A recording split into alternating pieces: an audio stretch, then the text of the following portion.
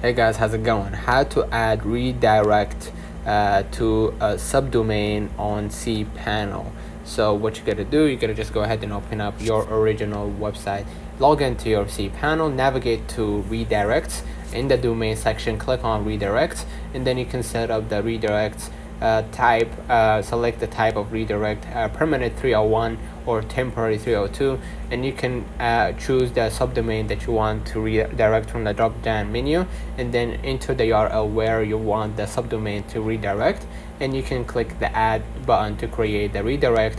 Your subdomain should now redirect the specified URL.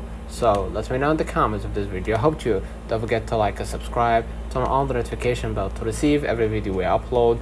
Thank you for watching.